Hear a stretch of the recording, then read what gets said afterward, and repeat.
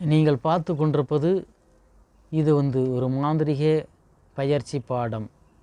தேவைப்படுறவங்க இந்த பயிற்சி சம்பந்தமானதை நீங்கள் கேட்டு தெரிஞ்சிக்கலாம். இது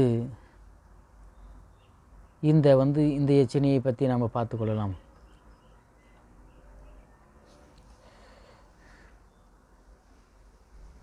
பத்மாவதி எச்சினி. பத்மாவதி எச்சினி, இந்த எச்சினியுடைய பேர் என்னென்னா பத்மாவதி எச்சினி. இதை எத்தனை நாளைக்கு ஜெபம் பண்ண வேண்டும்? பால், பழம், தேங்காய், இது தேன், வெல்லம், சுண்டல், வடை, செவ்வளையர்ப்பு, புஷ்பங்கள் இவைகளை வைத்து துவங்காட்டி பூசை செய்து ஜெபம் செய்ய வேண்டும்.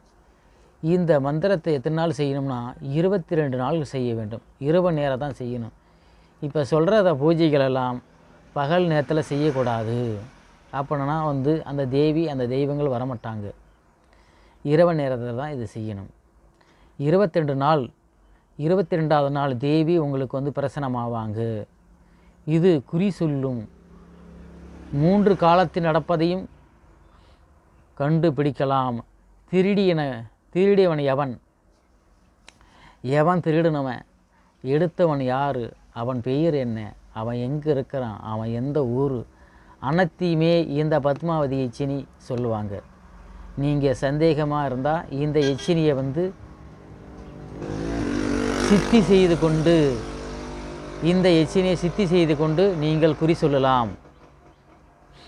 நிறைய மந்திரத்துக்கு ஓடிக்கிட்டு இருக்கிறத விட ஏதே ஒரு தெய்வத்தை பிடித்து வைத்து கொண்டால், ஒரு தெய்வத்தை சித்தி வைத்து கொண்டால், நிறைய தெய்வங்கள் வேணாம், யாராகிலும் ஒரு தெய்வம். இந்த பத்மாவதி எச்சினி இந்த 22வது நாள் நீங்கள் தினமும் 1008 தடவை இதை உங்கள் வீட்டிலே பூஜை அறையிலே தனிமையான சுத்தமத்தமாக செஞ்சுக்கிட்டு இருந்தீங்கன்னா தேவி அழகான ஒரு பெண் வடிவத்தில் வருவாங்க. அப்போது நீங்கள் உங்களுக்கு கூடயே இருப்பாங்க. நீங்கள் போய் ஒரு குறி சொல்ல உட்காந்துக்கலாம். சில பேர் சோசியம் பார்க்குற மாதிரி நீங்கள் குறி சொல்லப்படும்னா உங்களை தேடி நிறைய பேர் வருவாங்க. அவங்களுடைய கஷ்டத்தை ஒருத்தவங்க தேடி வருவாங்கன்னா பல கஷ்டத்தில் வருவாங்க. அவங்களுக்கு குடும்பத்தில் ஏதோ ஒரு பிரச்சனையாக இருக்கலாம். இல்லை பையனுக்கு திருமணம் சம்மந்தமாக பொண்ணு பார்க்க எங்கே பார்க்கலான்னு கேட்பாங்க. மாப்பிள்ளைக்கு எங்கே பார்க்கணுன்னு கேட்பாங்க. இல்லை வீடு, காடு, நிலம், சில சம்மந்தமான விஷயத்தை தான் கஷ்டமான நேரத்தில் தான் மாந்திரிகவாதியும் சோசிகாரத்திட்டும் போவீங்க. நல்லாவே தெரியும்.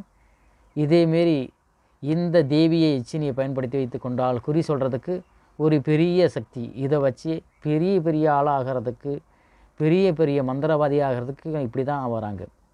ஏன்னா நிறைய மந்திரத்தை செஞ்சுக்கிட்டே இருந்தால் ஒன்றும் பலிக்காது. சில பேர்லாம் இது உண்மையானது, இதுக்குள்ளே தான் மந்திரங்கள்லாம் இருக்குது, நீங்கள் உண்மையாலுமே கற்றுக்கொள்கிறவங்கன்னா நீங்கள் முறைப்படி கற்றுக்கலாம்.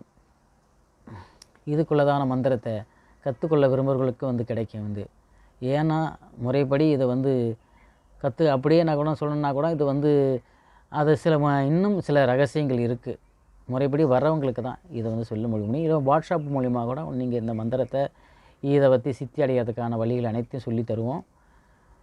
இந்த தேவதையில் இந்த பத்மாவதி எச்சினை நீங்கள் பயன்படுத்தி வைத்து கொண்டால் குறி சொல்லலாம். வரவங்க அனைத்தையுமே காரியத்தை தெளிவாக சொல்லலாம். எது சம்மந்தமாக குறி கேட்டாலும் இங்கே தெளிவாக சொல்லலாம். திருடியவன் யார், அவன் என்ன ஊர், அவன் பேர் என்ன, அவன் எங்கே இருக்கிறான், அனைத்து சொல்ல வைக்கும். இதேமாரி ஒரு தெய்வத்தை, ஒரு எச்சினை பயன்படுத்தி வைத்து கொண்டால் போதும், உங்கள் வாழ்க்கையிலே பெரிய ஆளாக ஆக்கிவிடும். பெரிய இடத்துக்கு கொண்டு போய் உங்களை உச்சத்தில் கொண்டு போய் நிறுத்தும். இது தேவைப்படுறவங்க பயன்படுத்துங்க, பார்த்து பயனடையுங்க.